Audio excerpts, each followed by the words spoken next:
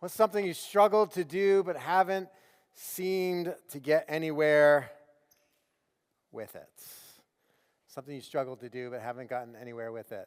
That reading the Bible one, that has been a big one. First service and second service here. There must be we must have a character limit or something there. It's not that we don't know how to spell Bible and exercise. So number one thing on the list, exercise. Reading the Bible. Don't you know it's hard, right? The reality is we all have these things that, and sometimes they're really good things. I mean, a lot of those things are these are really good things that it would seem like we'd want to get our hands around when it comes to our lives. And despite the amount of effort that we've put into trying to get there, right? Trying to make it from here to there, isn't it incredible just how much of a struggle that can sometimes be? And so this morning, I want to talk to you a little bit about how God shows up in our lives. So we started this series Now What, kind of in the afterglow of the resurrection, right, which we celebrated a couple weeks ago on Easter. Last week we talked about this question, what do I do with my doubts? Okay, if Jesus has risen from the dead, or at least there are these ancient manuscripts and these ancient sort of testimonies that have been handed down from generation to generation that say, this guy died on a cross and he rose from the dead, and maybe I have a hard time believing something like that, or maybe that's not the issue. Maybe it's just some of the other kinds of doubts. We talked about the fact that we all struggle with doubts. So what do I do with those doubts? And today I want to talk about how God shows up even in the very ordinary circumstances of our lives. And that one of the things that we very commonly experience as people is frustration, right? It's kind of the point of the question.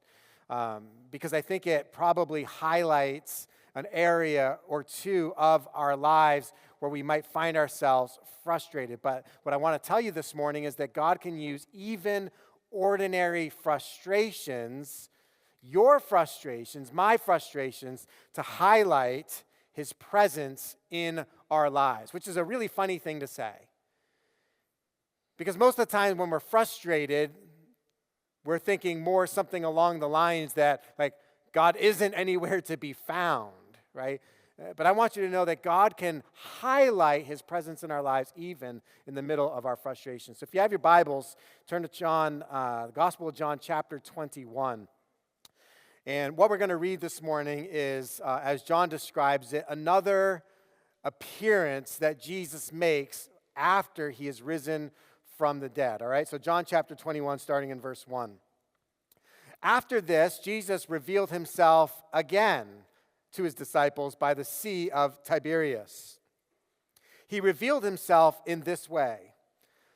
Simon Peter, Thomas, who we talked about last week, Nathanael from Cana of Galilee, Zebedee's two sons, who are James and John, and two others of his disciples were together. So there's this small kind of band of the 12 disciples that are all together. And Peter says, I'm going fishing.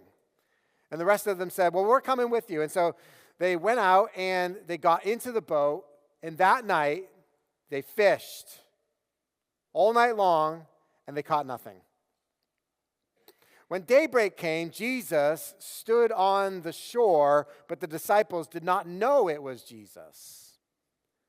Friends, Jesus called to them. You don't have any fish, do you? No, they answered. Well, cast your net on the right side of the boat, and you'll find some, he told them. And so they did. And they were unable to haul it in because of the large number of fish.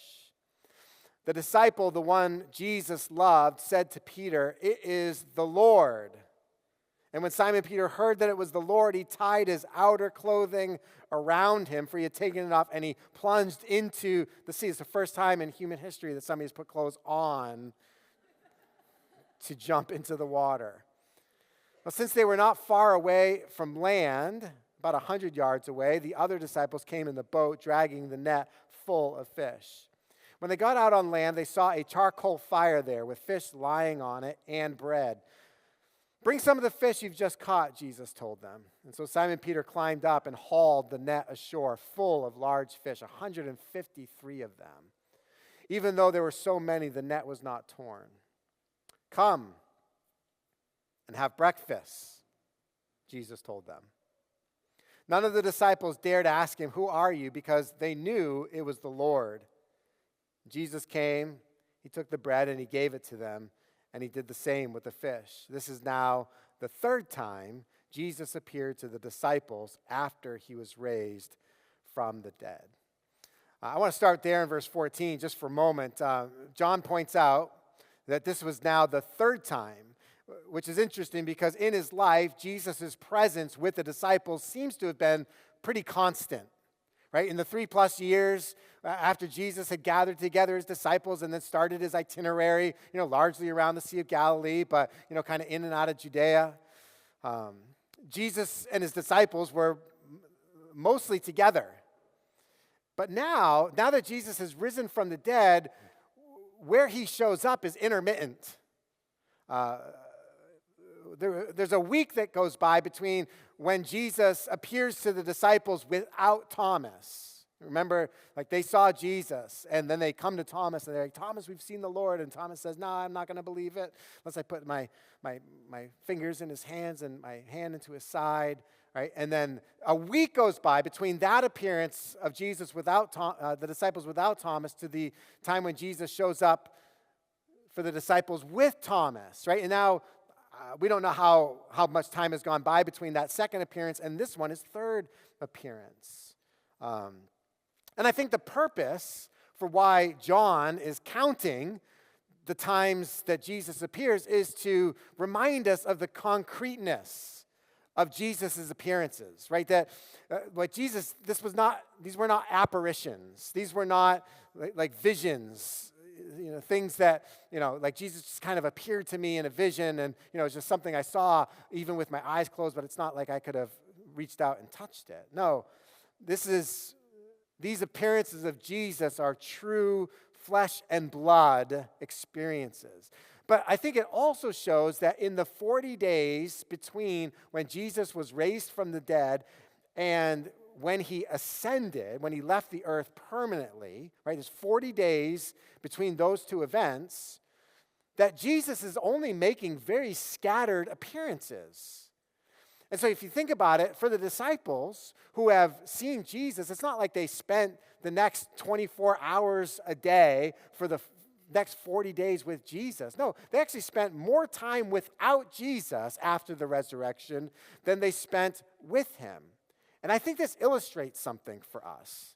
And that is that the resurrection as an event, it actually kind of overlays the otherwise ordinary lives that we're living.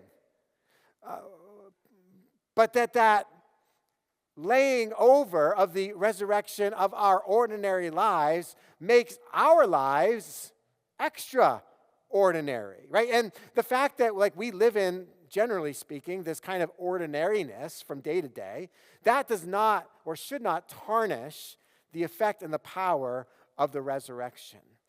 That we can encounter God even in our ordinary duties. I think that's one of the things that we see being highlighted in this story, that God's presence is not reserved for church alone.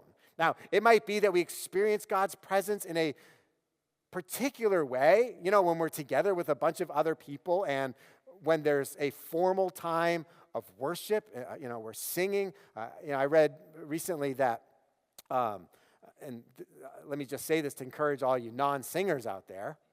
And yes, I know there are some of you out there. But there have been studies done on the brain.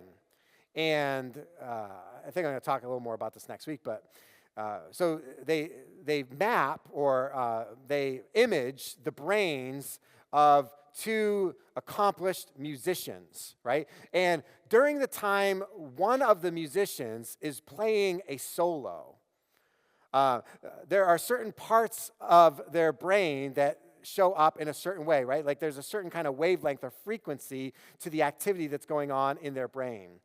But then as soon as that person's solo has ended, and now you have these two people that start playing in harmony with one another. So they're playing according to the same rhythm, and they're playing as a contribution to one overall song. You actually see the wavelengths that differed between the activity in these two brains all of a sudden start to align with one another, which is incredibly fascinating. That's part of the reason why I think we have this gift of music, right? Because as we're singing, as we're participating, we're actually finding ourselves coming into a kind of alignment with one another, right? And so, yeah, God shows up in a special way in church, hopefully. But that's not the only place. God's presence isn't reserved for just, the events that are sort of sponsored by the church that we attend. We can encounter God. JP talked about it a moment ago, where he encountered God in his garage, right? And that's exactly what God does in the ordinariness of our circumstances. Now, in verse 3, it says, they caught nothing, which, I'm no fisherman, but that's pretty incredible. All night long, they've put this effort into catching fish, and all night long, their results remain the same, and that is that they have absolutely nothing to show for. And what I think this illustrates is how much we can struggle and strive at certain things, but seem to not really get anywhere, right? Like that was the purpose of the question that we introduced this morning. The fact is, we do things, we make this commitment to improving ourselves. And so we start reading books and listening to podcasts. But as we think about it over the period of time, we find that our core selves have remained largely unchanged. And we wonder why. And it can create frustrations. Why is it that I'm putting all this effort into changing, something or some things about myself, but I don't really seem to be getting anywhere. Or we work hard and then we work harder, but our work seems to go unnoticed or is underappreciated. And it doesn't feel like, the way that you're developing professionally is matching the amount of effort that you're putting out. You try to pick up a new skill, but in developing that skill, the progress is really slow.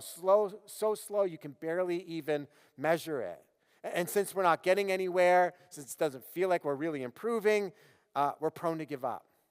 Or maybe you try to live on budget by cutting expenses and maybe even look for ways to generate more income. But while you're doing that, it always seems like something just unexpected pops up and erases all the gains that you thought you were making, right? And so this is where the disciples are. They're in the boat all night long. They've caught nothing, and they're frustrated. And then morning comes, and what happens? Some mooch on the beach yells out, "Hey guys, you got anything to eat?" And then when the response is that they do not, this same guy yells out to them again, "Hey, why don't you cast your net on the right side of the boat and you'll catch fish there?" And so again, what we're talking about this morning is that God can use even our frustrations to teach us something or to highlight his presence in our lives. So let's look at that. Verse 6. Jesus says, "Cast the net on the right side of the boat." Let me ask you, how difficult are those instructions? They're not difficult, are they? Cast your net on the right side of the boat. If you don't know the difference between the right side and the left side, maybe it's a little complicated, but chances are somebody's on the boat's got that figured out, right? How many learned this trick in school? Right? Cast your net on the right side of the boat. Okay, over here. How difficult is that instruction? It's not. But it is difficult. Or it can be difficult. It could be our reaction to something like that, if you put yourself in the position of the disciples, it could, you could certainly make some difficulty out of that. For one reason, that was really specific. Jesus said, "Put your net out on the right side of the boat." And we don't know why Jesus specified the right side of the boat, but it could have been because that was the side that they normally put the nets on. And they've already done it a bunch of times, and that's not mattered, and Jesus is actually challenging them to do it again. That's one possibility. It could be that maybe over the course of the night they had cast the net sometimes on the left side, sometimes they cast it on the right side. Didn't really seem to matter, right? They just picked whichever side made sense with regard to the position of the boat and the direction of the currents. It didn't matter. Left side, right side, all of it just kind of worked out the same. They caught no fish. And so now Jesus says, put your net on the right side of the boat. Again, maybe trying to challenge something. Or maybe they actually always used the left side of the boat to cast their net. So they'd actually position the boat so that they could fish from the left side, because maybe the right side was reserved for other things. Maybe that's where they had, a lot of their gear all set up. And so moving to the right side would have been awkward or inefficient or perhaps even a little dangerous, because that's not the side of the boat they fish from. And now Jesus is telling them, cast your net on the right side of the boat, right? The fact that there's such a kind of specific thing to it that doesn't necessarily make any sense, right? And this was another challenge. Why it would be difficult is because there's no explanation. It's just this guy on the shore saying, throw your net on the right side, you'll catch fish. Now, how many of you would have needed a really good reason to throw your nets on the right side of the boat, as opposed to just listening to some schmuck on the beach, right? How does this guy presume to guarantee a catch, a fish, from where he's standing, right? They have no idea who this man is. It's actually weird that they listened to this guy. I doubt that it was a matter of, so Jesus is hey, throw your net on the right side of the boat. And then they all kind of looked at each other and we haven't tried that yet, have we? All night long, we've been throwing the blasted net over the left side of the boat. Did nobody thought to throw it on the right side of it? It wasn't like that. There was this one other time in the Gospels. I think Luke chapter 5 tells us the story of when Jesus is in the boat with the disciples and he's teaching. And then after he gets done teaching, he says to the disciples, hey, let's put the boat out into deeper water and throw the nets down to catch fish. And Peter says to Jesus, very similar to this kind of thing, he's like, Jesus, we've been fishing all night long. We haven't caught a thing, but because you told us to, we'll do it, right? And they go out and they put the nets in the water and they catch so many fish they actually have to call on a second boat to come. And even between the two boats with all those fish, the boats are starting to sink. Right? Jesus does this incredible thing. And you know what Peter's reaction to that was he fell to his knees and he said, depart from me, Lord, for I am sinful. Right? And Jesus says to Peter, Peter, don't you worry. From now on, you're going to be fishing for people. Right? But that was then. And Jesus was right there in the flesh. They're on the boat. They have no idea who this guy is. Maybe we have difficulty following even simple instructions, right? There are instructions that we encounter that are very simple, and yet we can sometimes have great difficulty following them. Why? I think one reason sometimes is because obedience to the instructions can be less comfortable and convenient than the alternative. What's comfortable or convenient about doing the exact same thing you've been doing all along? How many of you know that obedience can be a grind? Right? This is why when we talk about faithfulness, we think about faithfulness in terms of obedience to God over an extended period of time. Right? Faithfulness is being obedient day after day after day after day. But obedience can be a grind, and it can feel, especially if it doesn't feel like you're getting anywhere, this idea of just continuing to do the same thing. Because, we've all heard the reality of, hey, if you do the same thing over and over again, expecting different results, then that is insanity, right? And now Jesus here, he says, one more time, throw your nets on the right side of the boat. And so as Christians, we sometimes bump up against like what are actually simple commands for us to obey, but we make them very, very difficult because they're not necessarily the most convenient or comfortable option.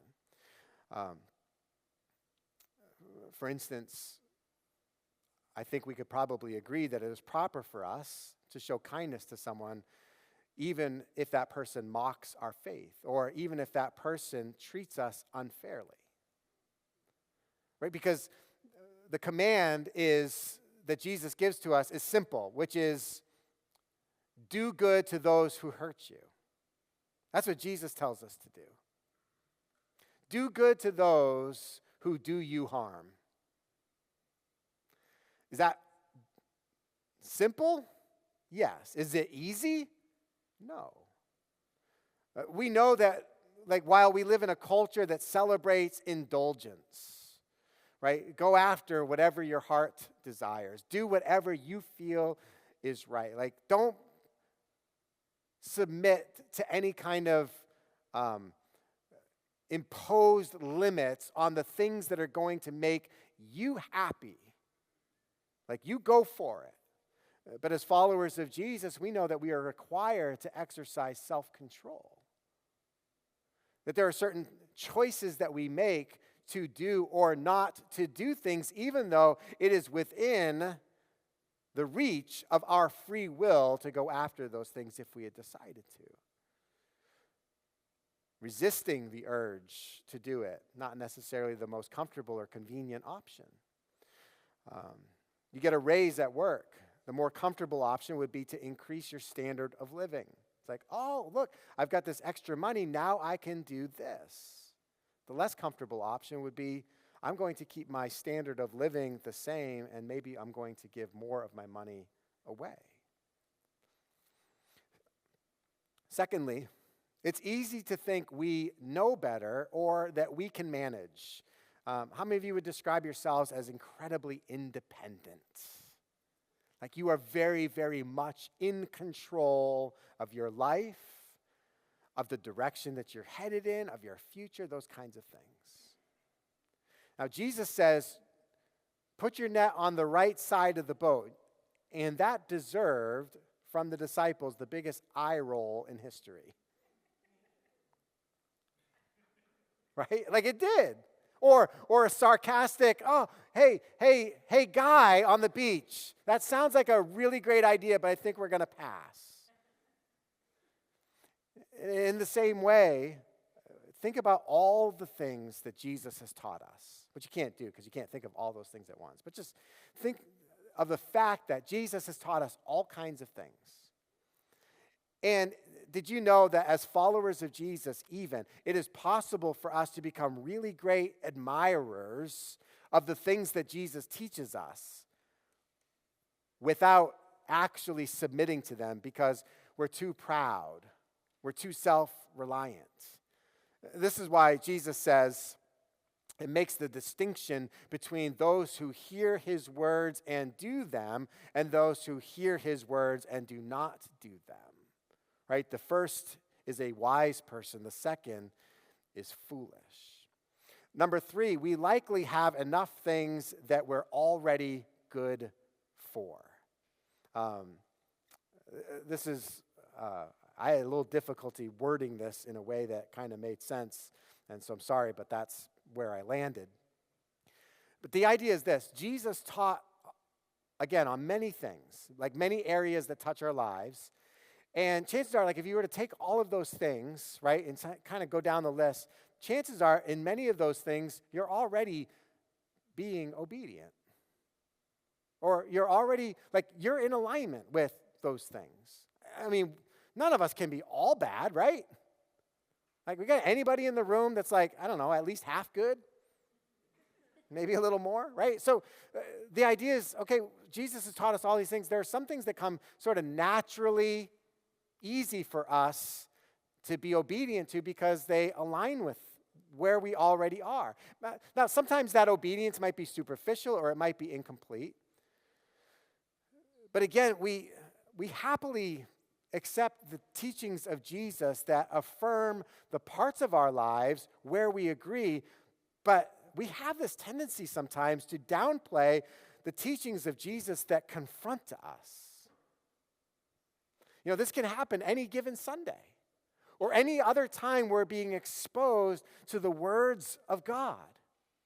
Right? Like when God's word is being taught, or we're reading it for ourselves, or we're digesting some material, we're having a conversation, right? And there's something that comes up, and it's like, God said this, and if we already align with that, it's just easy for us to feel like we're being obedient to God's word and to God's will, even without having to change a whole lot.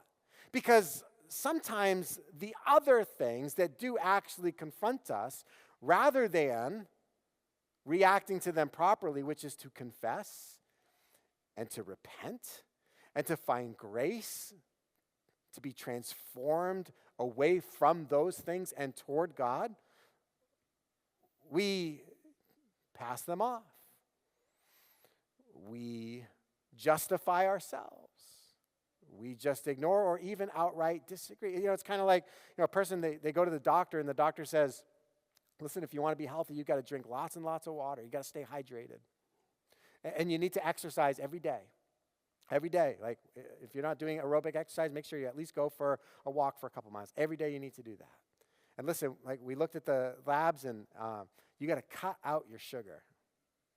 You got too much sugar, right? It's creating inflammation. It's causing you to gain weight. So you got to cut the sugar. And I know I told you this a bunch of times, and you still haven't done it, but you got to stop smoking, right? And so you walk away from that appointment, and in your mind, you're like, I drink plenty of water. Like, I have no hydration problems whatsoever. And you think, I do exercise every day. I go for walks, and I do lots of other. I'm a very, very active person. But while you're doing those things, you don't want to cut out the sweets. You don't want to cut out the smokes. And yet you've allowed yourself to think, I am following the doctor's orders and I am living healthy, even though what you're actually following is incomplete, right? You take on the parts that may become easy, but ignore the parts that come a little more hard. Number 4, we have to, and this is a big one, we have to unlearn habits and routines that feel normal, and sometimes even feel necessary. Right? And this kind of speaks to formation, the people that we are, in contrast with the people who we are meant to become. When you start a life of obedience to Jesus, that doesn't just mean that there's going to be a whole bunch of like religious kinds of things that are going to be introduced into your life that you need to start now obeying. Right? It's not like, oh, I'm going to begin this life of obedience to Jesus, right? And I'm handed over this list. All right, well, here's all the extra things you got to do. That's not what it looks like. In fact, for a lot of us, there are those things that we need to stop relying on.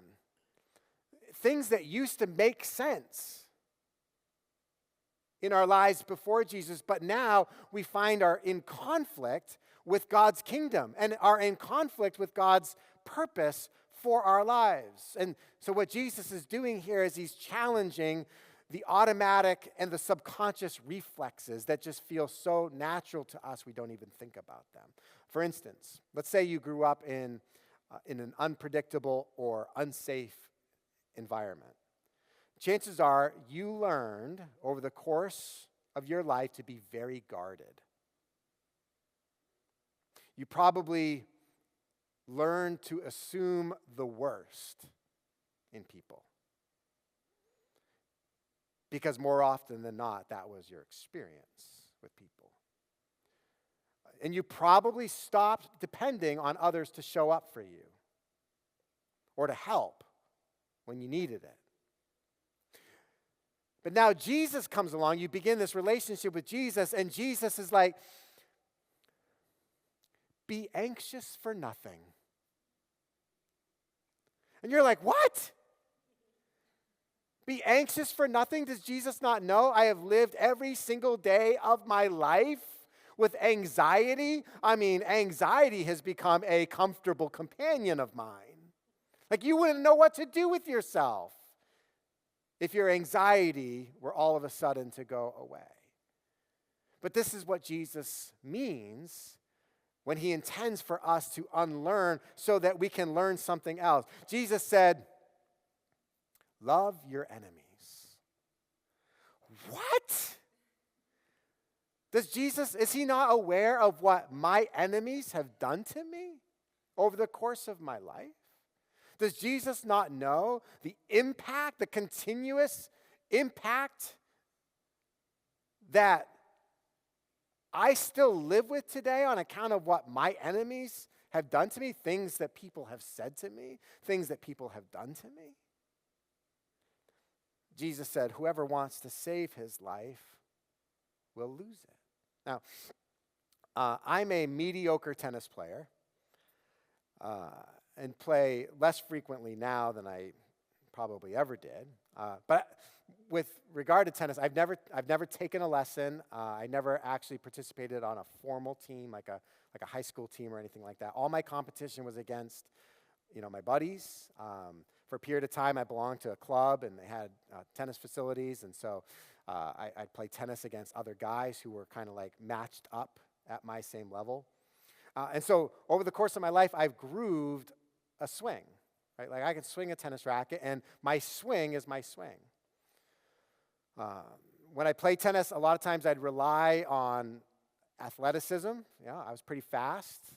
I could anticipate things, and so I could position myself on the court to bridge the gap a little bit between my lack of actual tennis ability or understanding of the right way to play the game, right? And again, largely just playing against people who were kind of like me. But if I wanted to be good at tennis, right? Like let's say I set my heart on, okay, like I love tennis, but I actually want to be good at it. In order for me to be good at it, I'd have to hire a master teacher. And the first thing that he or she would do is undo some of the things that I've been doing all my life, right? And so we'd get together and we'd start hitting some ground strokes because they'd want to see, all right, what am I working with here? And as we're hitting ball back and forth, like I'd smoke a few cross court and I'd smoke a few down the line. But I'd also hit a lot of balls into the net. And I'd hit a lot of balls outside the sidelines. I'd hit balls that would hit the back fence before they hit the ground, right? And there'd be lots and lots of those. And so the tennis instructor, after kind of doing their assessment, they'd say, all right, well, we got to change your grip. You're holding the tennis racket wrong. And we got to change your stance, and we got to change your approach. There's some swing mechanics that we got to work on. And there's probably several other things that I can't even identify because I don't know that they're a thing yet, because I've never had that tennis instruction. And so if I wanted to get good, what I have to do is I'd have to do the things that I'm being shown. And while I am working out those things, if I played games against the same people I used to play games against, they'd probably start beating me instead of me beating them. I'd probably find myself hitting fewer good shots than I used to with my old swing. In fact, my old swing would probably start to look pretty good, and it would be very tempting for me to go back to it because the new swing feels awkward instead of natural. And as I think about it, I'm actually getting worse, not better. And the time that I'm spending breaking down all of these new mechanics into like bite-sized pieces is tedious and time-consuming.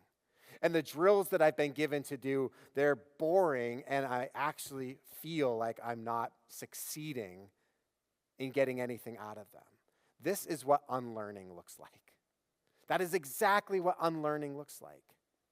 And here, I think, are some examples of how and what we need to unlearn as we are looking to experience Jesus in the ordinariness of our lives. One thing is we have to unlearn how we handle conflict. How many of you are good at handling conflict? Those people are few and far between, aren't they? Because chances are we have a formed habit in our lives for how we handle conflict. You've heard of the fight or flight response, right? How many of you are the fighters? Raise your hands up nice and high. Where are my fighters at? How many of you are the flighters? Like, just run away. Right? And so that habit's already been formed in us. So if someone hurts us, our habit is to retaliate, to fight. Or our habit is to gossip, right? Commiserate with somebody else. Or we just cut them off. We run away.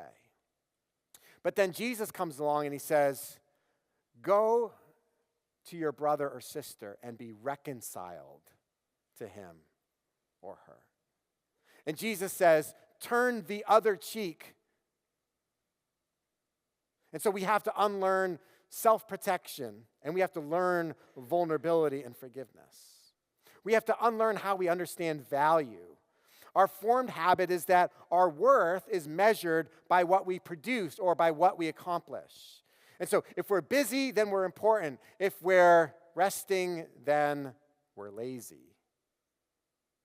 Did you know that Jesus models this life of unhurry? He will, in one moment, be surrounded by crowds of people that in another moment he withdraws from the spotlight to be alone and to pray. Jesus not only affirms the purpose and function of Sabbath, but he calls himself the Lord of the Sabbath. And so we have to unlearn hustle, and we have to learn what it means to abide in him. We have to unlearn the tendency that we have to judge others. Again, we have this formed habit in us, constantly reinforced by our culture of outrage and categorization. Like, what does it take for the world to go bonkers over some particular thing? Not a lot. And we live in this world, and so we have this tendency sometimes to instantly evaluate and label and then condemn others. When we see someone else fail, or somebody acts in a way that we don't understand, our reflex, that thing that comes automatically and subconsciously to us, is to judge that person. And not just judge them, but judge them harshly. Why? Because, well, when we do that, we're giving ourselves a sense of righteousness. I mean, a false sense of righteousness, but a sense of righteousness and superiority.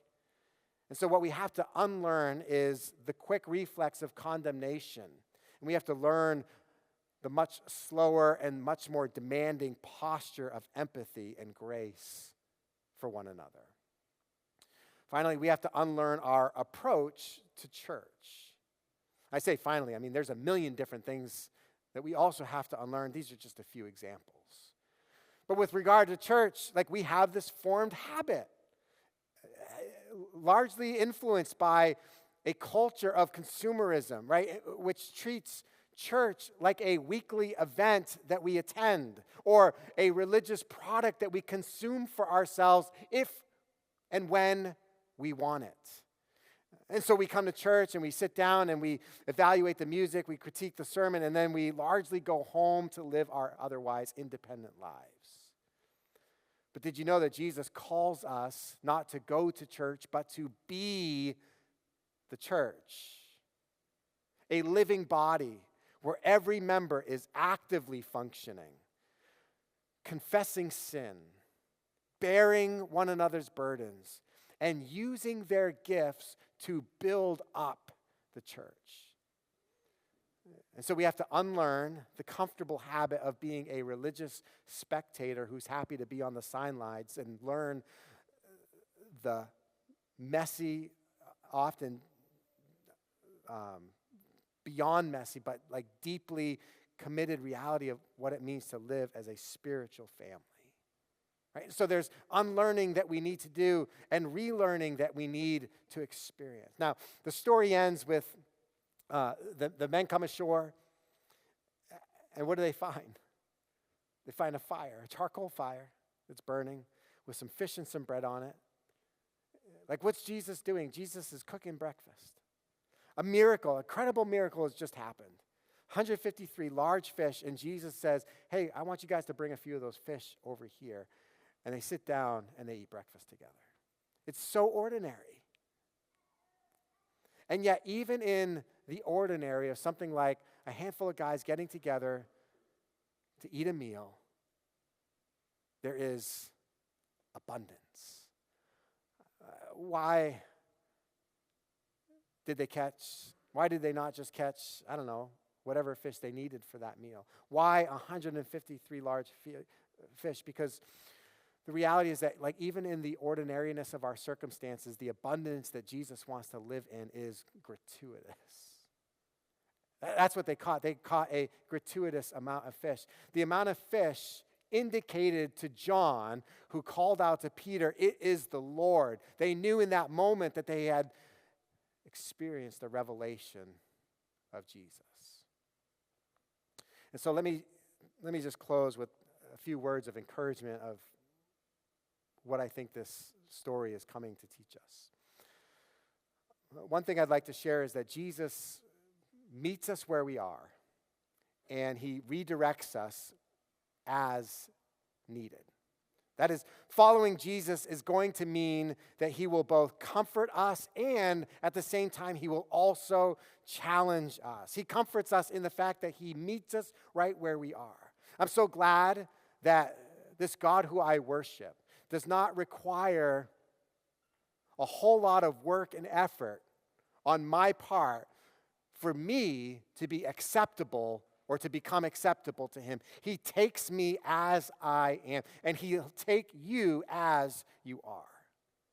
But as much as we want to talk about the comforting presence of Jesus, I need you to know that Jesus is, at the same time, he's going to challenge us. Oh, he'll take me as I am, but as we very commonly say and hear, he loves me too much to let me stay as I am. Right? And so he redirects us. So let me ask you, where might God be redirecting you?